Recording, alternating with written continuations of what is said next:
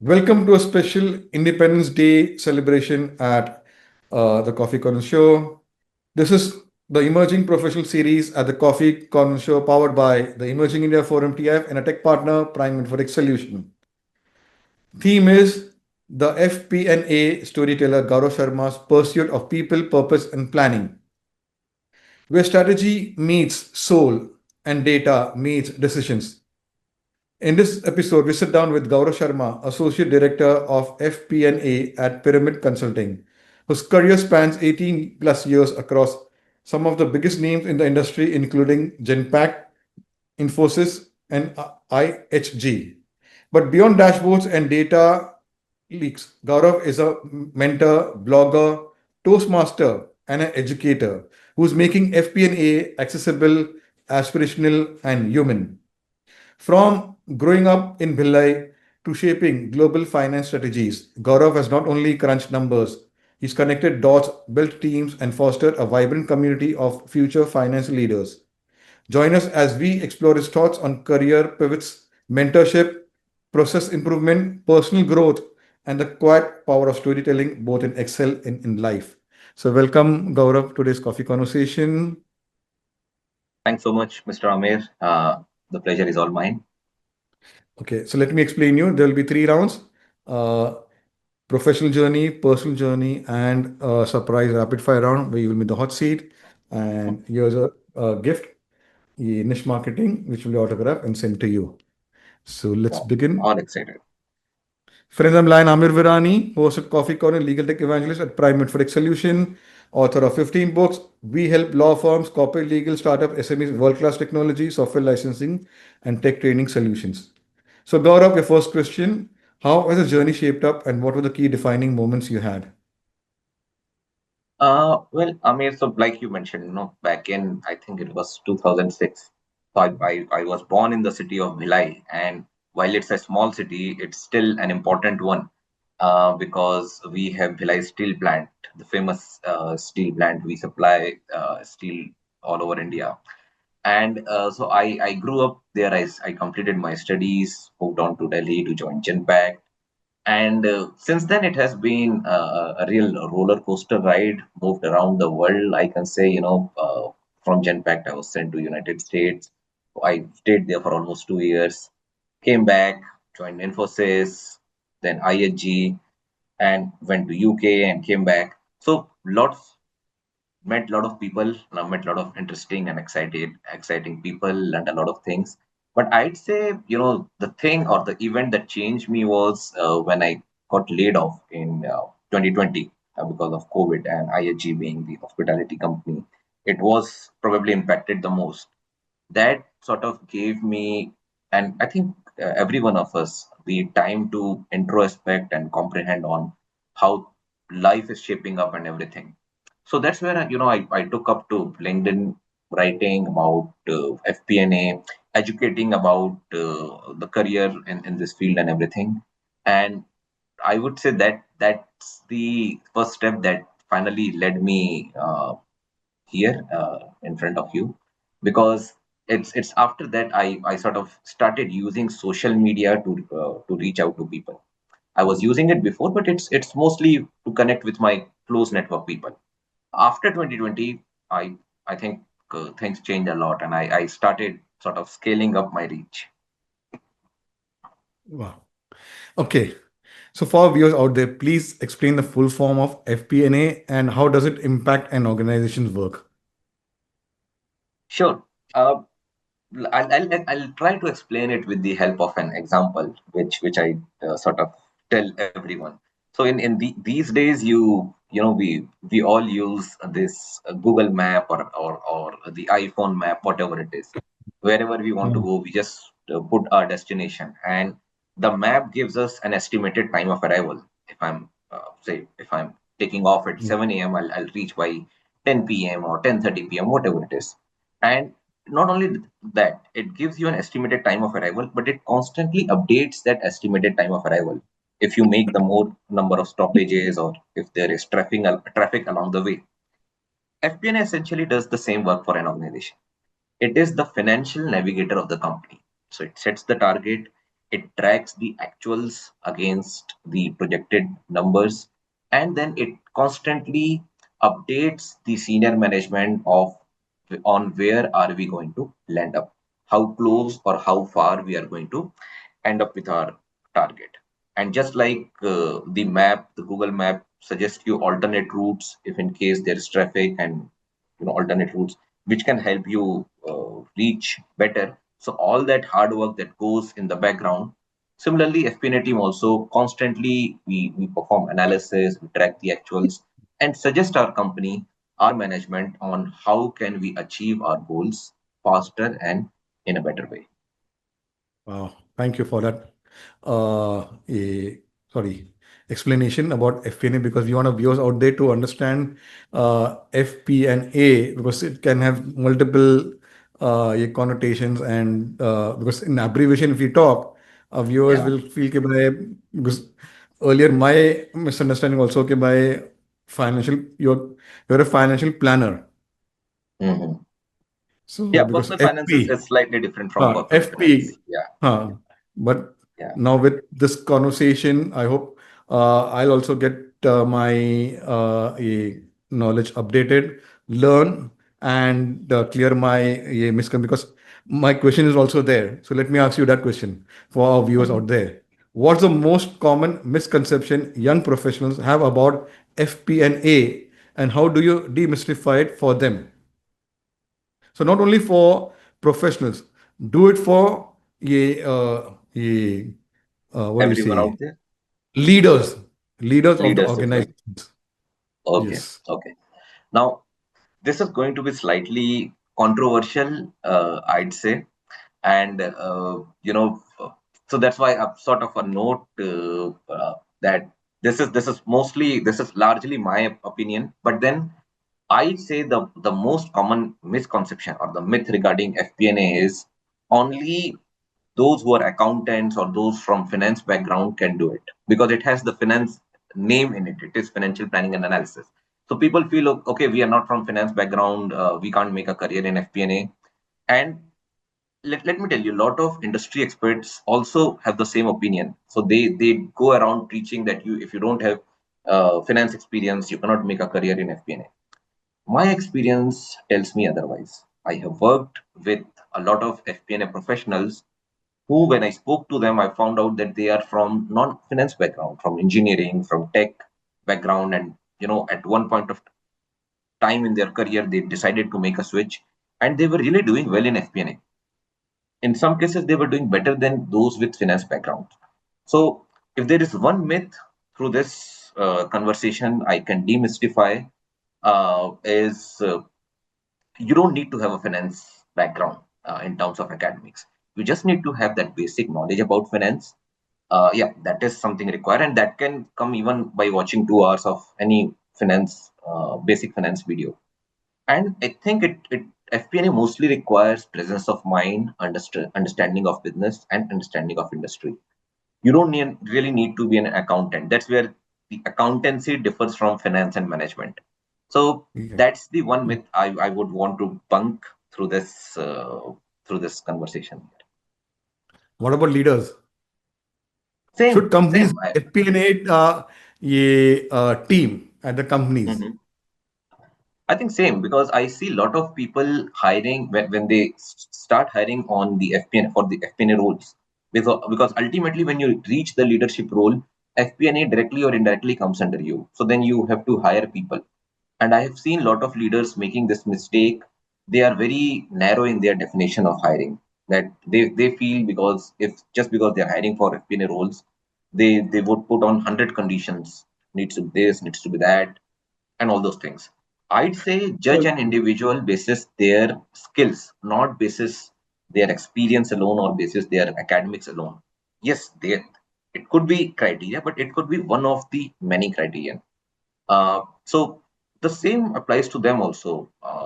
Give a chance to people from non-finance background also, and take my word for it. See them doing wonders in the FP&A field. wow. What about that? That's, that is for the leaders. What would you like to say to the HR who does the hiring? and HR recruiters? See, HR, to my experience, Amir, HR largely works in close coordination with the department.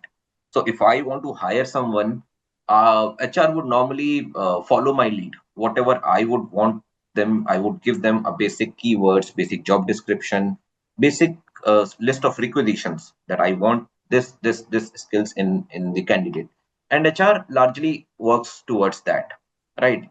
Yeah, but where HR can have their say is in terms of uh, in cases like I know a real good candidate, and why don't you try it out, try him or her out, even though he's from a non FP&A background.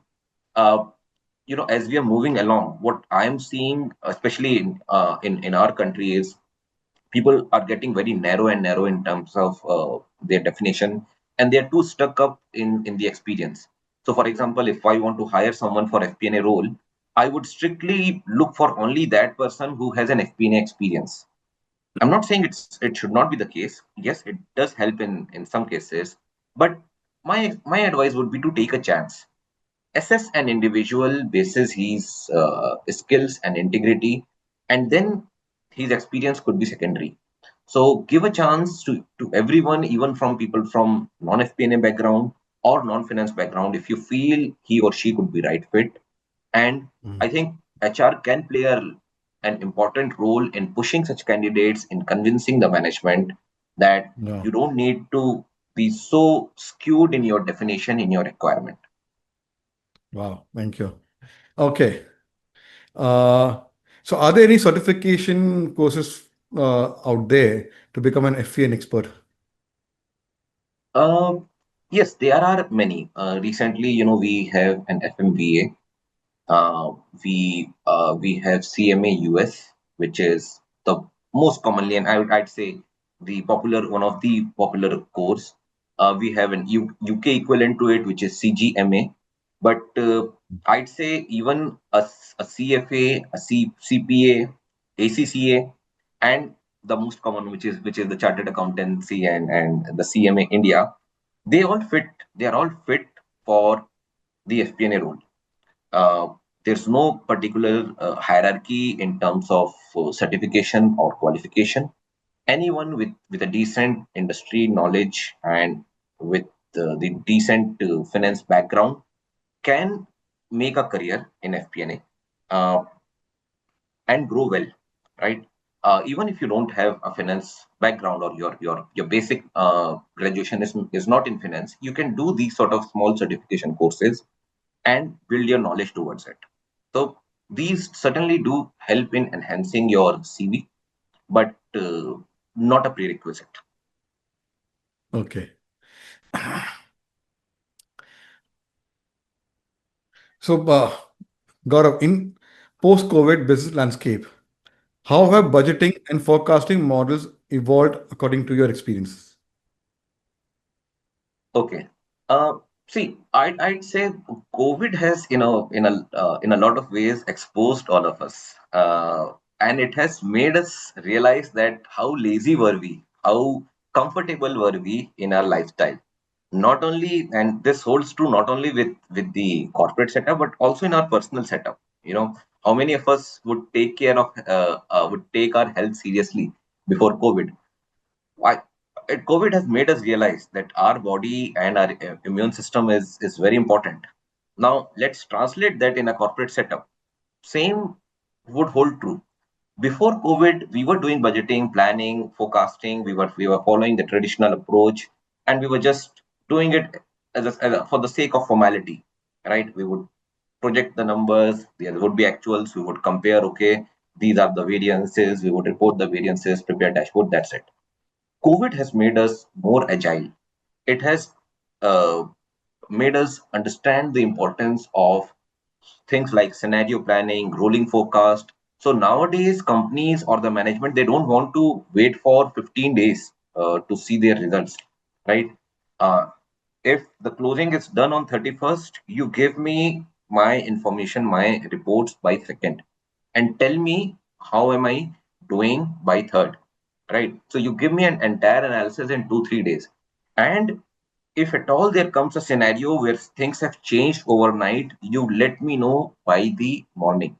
That's the level of expectations we are having, we are getting in this modern world of technology, and which is fair, right? Why should businesses or why should owner wait for 15-20 days to, and they would give you your own sweet time to do all your analysis? No, nowadays it's the time to be on your feet, to be on top of everything, and nowadays you have technology, you have various tools, and you have the coordination of different teams to help you take care of that. Plus you have Wow. the you have AI now, so that would certainly make your job easier. So the focus is more on having the real time reporting, scenario analysis, and having your an entire financial reporting structure ready on the go. So if at all there's a major change at the back end, you should be ready with your analysis almost the Yeah. next minute. That's the level of expectation we have post COVID period. Beautiful. Thank you for leading me to my next question. With so much buzz around Gen AI and automation, where do you see the FP&A function heading in the next 5 years? Tough one. It's hard to predict future, especially Chat GPT has made us realize. I mean, we all knew that AI would certainly not take over, but would play an important role. But Chat GPT has made us realize that it is happening sooner than we expected. So I'm sure in 5 years, right now, whatever we are doing would take a back seat, and it would be systems and automations and IT and technology that would be doing all of it.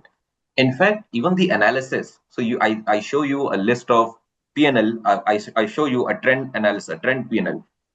Say July versus June, or July versus last year July, and then you look at it, you make your study, you present your findings to the management. It might take you, depending on your skill and experience, some 2 to 4 hours or 2 to 3 days. With AI would already give you this in a matter of, I'd say, seconds in 5 years of time. What you need to do is you need to make sense of that information from the AI. So whether what AI is telling you, how to translate that in management language, how to use that in making or taking smart business decisions.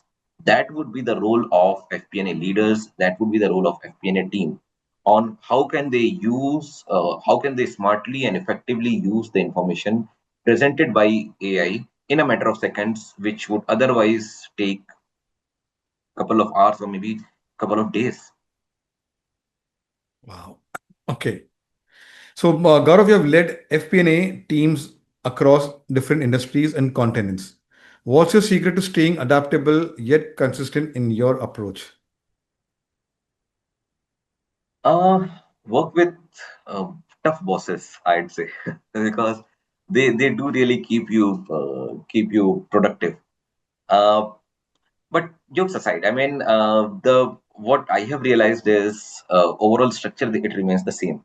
In finance, there's not many changes. It's not as if today you have some other rule, tomorrow you may have some other. No, the basic rules of finance and accounting stays the same. The basic rule of any company stays the same. No company here, and I mean, I'd say every company here wants to earn higher profit and wants to reduce their cost. That's it. Nothing more, nothing less. Uh, the only thing probably you might have to learn is learn to work with people and learn how the industry works. So a hospitality industry in a company like IHG may have a different style of working than a staffing industry in a company like Pyramid or Innova Solutions, as compared to a client-based company, say Innova, say Infosys or Genpact. So they all of these have different style of working. Just like ultimately in cricket match, you have to make runs and you have to take wickets, but the approach differs in Test match and one day and T20. Similarly, every company has their own style of working. Every industry has their own style of working. That's what you need to learn and adapt to. The sooner you do, the better it would be for you. Wow, beautiful. So, Gaurav, you actively write and speak about FP&A. How do you Mhm. balance thought leadership with business delivery? Uh, I don't know, Amir, but I feel everyone out there should at least once in a day or twice in a day, or if it's too much for you, once in a twice in a week, just pick up a pen and paper, or maybe open a Word document in your laptop and start writing your thoughts. I feel everyone out there should write. Writing is more relaxing than you can imagine. Right? Don't care about the grammar. Don't care about how it would look. Don't care about anything. And that is the reason I write a lot over on Quora, LinkedIn, whatever medium I get, because I feel it not only helps me express my thoughts, it gives me an additional perspective, because when you write, you think in some direction which you otherwise may have not thought, right? So it's like a cycle. You work, thoughts come, you get ideas, you put those ideas on your laptop, on your screen, and when you see those ideas, the additional ideas come, which again you can take back to work. So it helps me in both the ways. And plus, when you write, you also develop a habit of reading. I do read others, a lot of good FP&A content creators out there. They give us good ideas which you can implement in your work and bring improvements. So this not only helps you in your in relaxing in your personal work, personal life, but it also helps you in improving your productivity. That's what I feel. Wow. So, who do you follow or get inspired from the world of FP&A? I cannot answer that question. See that the problem is there are too many, and I don't want to name a few people and annoy some of my friends. But yeah, I'd say check out on LinkedIn. There are very many good content creators. One thing I would want to say is check out the new age creators. I mean, the legends we already know and we follow, but I'd say there are many new buds out here who are learning and adopting and sharing really very great ideas, and they're completely changing the landscape of LinkedIn in terms of content creation. Unfortunately, Wow. they are not getting the recognition that they deserve. I try to promote them as much as possible, but to everyone out there who's listening me, yes, do check out the new finance creators. I'm sure you won't be disappointed. Wow. So, Gaurav, you have conducted lectures at IIMs, DTU. How do those teaching moments shape your Mhm. perspective as a professional? uh, I mean, so teaching was fine. That was one aspect of it. It's really just the audience is changing. The message largely stays the same. And after years of doing this, you know what sort of queries would come along your way, what sort of questions they have. What really fascinates me is the level of energy and the thought process this generation has. Every time Yes. I interact with them, no matter which institute I go, uh, the way they are dedicated to whatever they are doing, from sort of arranging that entire event to taking care of you as a guest, to taking care of that entire function, and taking care of themselves. You can really learn a lot from them. Plus, the confidence they have. When we were that their age, we didn't have even half of them. So that's what fascinates me, and that's the reason I do it, because with that interaction, you get to learn a lot. So I'm not sure how much the interaction with me would have helped them, but I'm sure the interaction with them has helped me a lot. Wow. So, Gaurav, what was the biggest challenge when moving from being an analyst to a leadership role, and how did you overcome it? Oh, it's a journey in itself, Amir. And this is to everyone who's sort of transitioning from analyst to middle management role. It would come gradually, and it would have its own challenges, because then all of a sudden you see your friends, they start reporting to you. You cannot have continue to have the same set of conversation, right?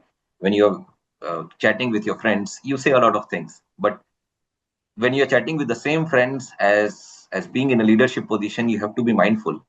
So Mm. it does come with a lot of challenges, and it does come with challenges in acceptance as well.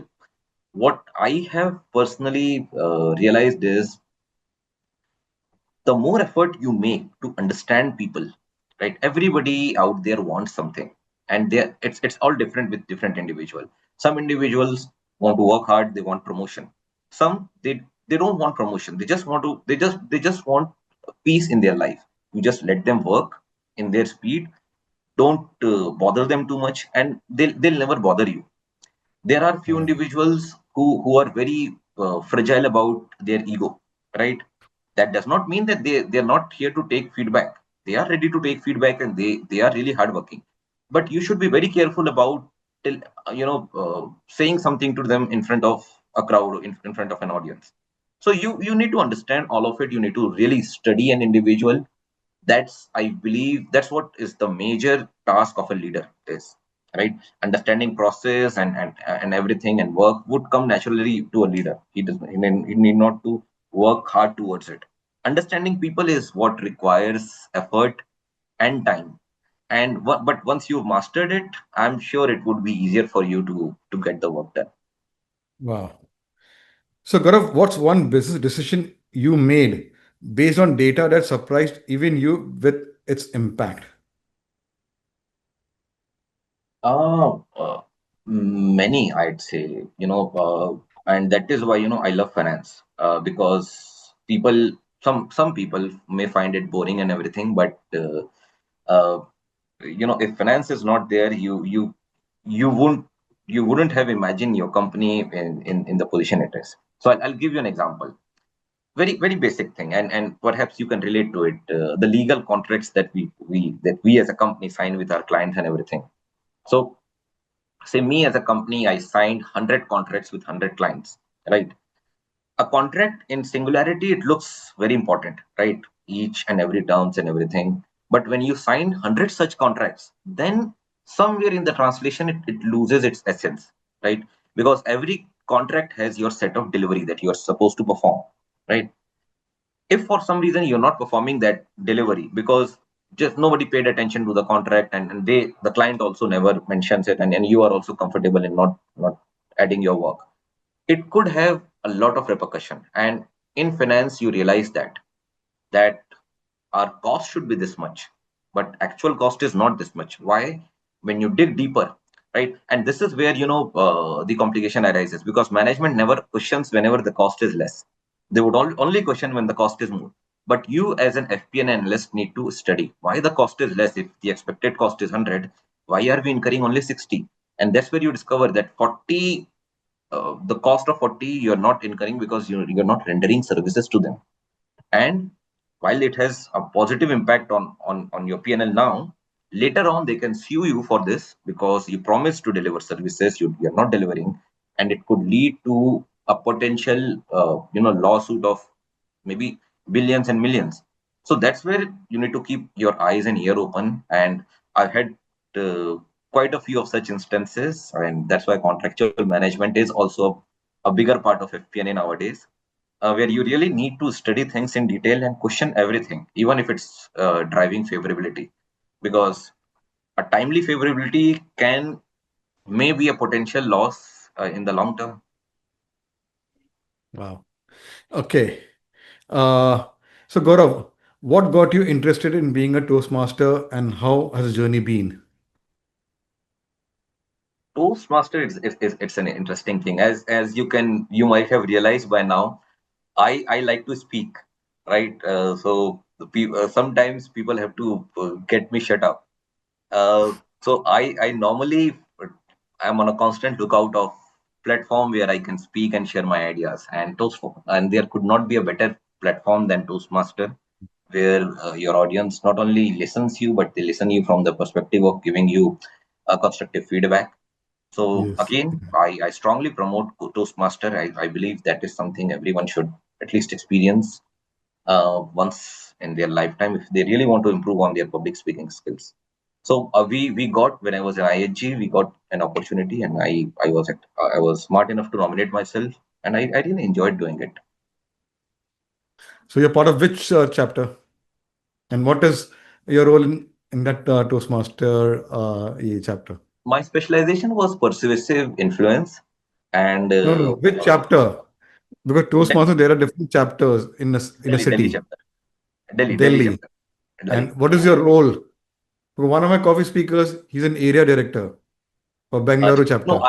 yeah, in we did not do that. I was I did not I could not get promoted to that level because of my office commitments and everything. I did not nominate myself, so I was just a speaker. But yeah, in my office, in my office, we had people at different levels. So yeah, yeah. Okay. So my last question, what advice would you give to young professionals who want to become an FP&A professional? Mm, I'd say never stop learning. Just and I don't even have to say it out loud because you see the world is ever changing with geopolitics around, with technology around, with so much happening around the world. uh, Never stop learning and never stop networking, if I could add one more, uh, because you never know whom you may need in future. Even if you don't need him, you would always learn something or some or the other thing from that individual. So try to have as many friends as possible. You can never have the maximum number of friends, as many colleagues, as many acquaintances as possible, and learn along the way with individuals, with technology, with systems. And once you have that, sooner or later you will see yourself growing both personally and professionally. Wow. So let's go to the next round and understand Gaurav as a person. Tell us about your family and your formative years. I my childhood, my adulthood was not a very pleasant memory. I'd say there was a point in my life where we were struggling financially. I lost my mother early when I was in class 12th. So, but then Sorry. eventually, things turned around. We are three brothers and a sister, and I stay here in Delhi with my wife. I have two beautiful cute daughters, and they it you can understand, right, why I speak a lot, because I stay with wife and two daughters. So when you share accommodation with three ladies, they don't let you speak at home. So that's the reason you are on the constant lookout of platforms. But yeah, I I I do like to make friends, speak with people, interact with people, and weekends, whatever little time I have from my professional and personal commitments, I do speak on phone from with various individuals. Wow. So was it hobby or interest which helps you to unwind and recharge? Like I said, I like sharing whatever little knowledge I have. So Besides speaking, sharing, writing, is that besides anything? speaking, yeah, I do sort of. I'm a really movie buff. I do watch a lot of movies, not TV shows per se, but mostly movies. And I like to see movies from around the world. Same with the books. I I do read lot of books. I have a good personal connection collection. So Wow. that really helps you unwind and disconnect from the digital world, I'd say. So what's a book or movie which has left a lasting impact on you? I think the last book that I read, the book which is The Kite Runner by Khalid Hosseini, and again, my strong recommendation to everyone who likes to read. That book gives a perspective on the history, on relationships through a beautifully crafted story. So history, relationship, and friendship. And I think that's one book which I don't mind reading again and again. And it while it is, some people may find it uh, uh, I'd say little depressing on some parts. I'd say it has a beautiful ending, and I really enjoyed reading it. So Wow. strongly recommended to everyone who loves reading. Wow. So, Gaurav, let's make you a tour guide. You're from Bhilai. What are the places to visit and food to have in Bhilai? Come to my home. That's the best you can have, right? Because uh, I mean, apart from my home, I'd say Bhilai is a beautiful, to a large extent, clean city, and it's a calm place with so much greenery around at some pockets. But go to civic center, go to there is this Kanha Kesari, which is some kind of a wildlife sanctuary. These two places are happening, and other than that, the entire city you can roam around, and it has got good shops, good market. Most of all, it has got good people. People, it's like a mini India. People from all around the world, all around the country, come here because of the Bhilai steel plant, and you won't get bored. I'll assure you. It is known for its South Indian food because we have many South Indians who migrated to that place. So it is also known for its South Indian food, especially dosa and yeah, all those rice based things. You'll Wow, really find it. Yeah, beautiful. So if your friends were to describe you in three words, what would it be? my friends. They they'll find me. I'm sure somewhere from the three words, the word funny or humorous would come. I like to make fun of myself, others, so that would come. At the same time, they do reach out to me. I'd like to believe that for any sort of problem. So a helpful individual probably. Wow. So my last three questions will be, what are your plans for 2025 personally and professionally? 2025 you know is largely gone, but I gladly, End of. I like my initial plan personally was to meet a lot of people from different fields, and that is why I'm really glad we are having this conversation. Meeting you has been really phenomenal, and so I feel like I'm achieving that goal. I have met with a lot of people through, and thankfully, thanks to the internet, the world is really Yes, small. yes, So yes. I've developed good connection through LinkedIn with a lot of people. Probably as a next step, I would want to take forward. I would want to meet offline with all you beautiful people, with you and with all of my other online friends. I really feel that is important. Uh, Professionally, we are working on too many things as a company. We are working on growing. My personal or my professional goal is to learn AI more in detail, make use of it, not only in theory but also learn it practically, so that we can start making use of it in our professional work.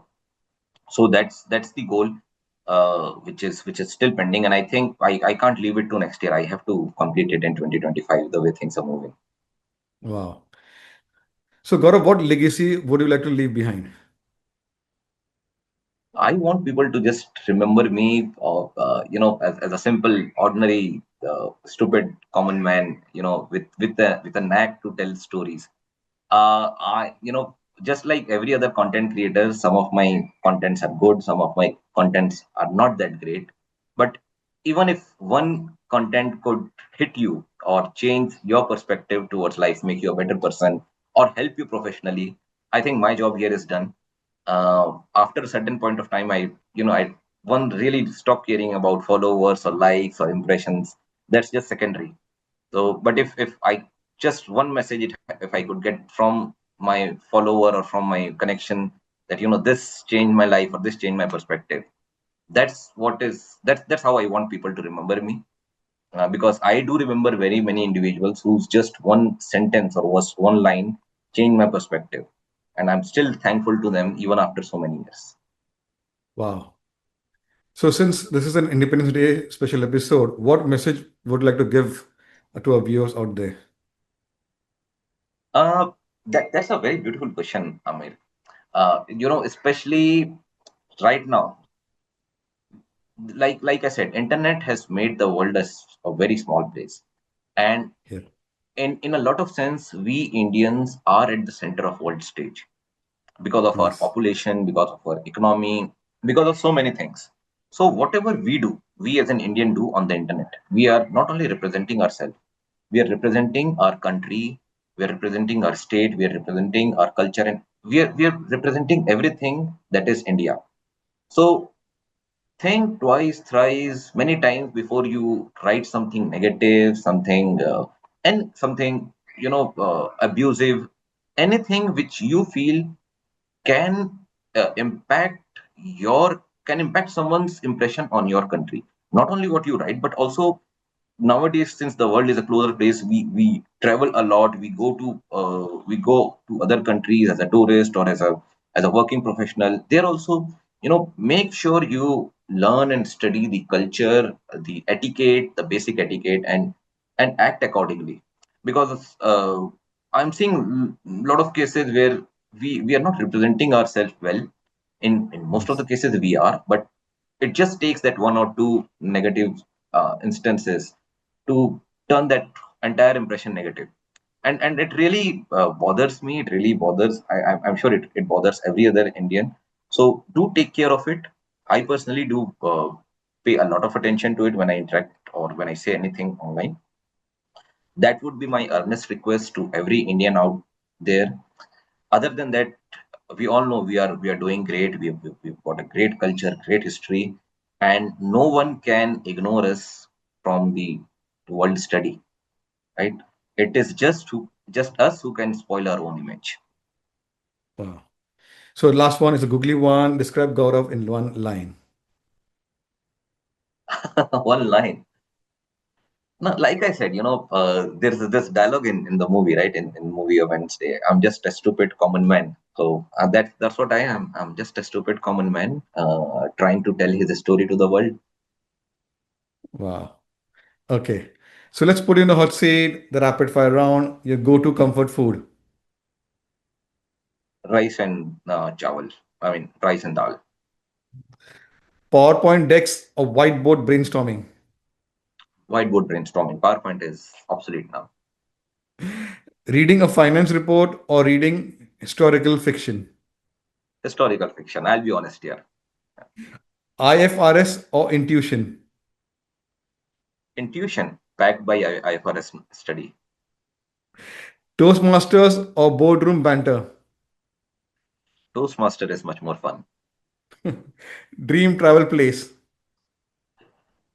I would want to go Australia someday. Haven't gone there. Your favorite color. Black. Tea or coffee to recharge. Coffee always, any time of the day. I am Yeah, I am a huge sure. yeah, I'm a huge coffee addict. Wow. So you did well, and here's a book which will be autographed and sent to you. So, Gaurav, you made this Independence Day special episode. This conversation has been nothing short of inspiring. From your journey across industries and continents to your passion for mentorship, storytelling, and making FP&A human, you have given us a masterclass in blending numbers with nuance. Your insights on adaptability, career pivots, and the evolving future of finance will stay with our viewers long after the credits roll. So, to audience there, stay tuned for more such engaging stories on the Coffee Con Show. If you haven't already subscribed to our YouTube channel, do so you won't miss out the next deep dive into the minds of remarkable professionals like Gaurav. So until next time, keep learning, keep growing, and uh, keep your coffee strong.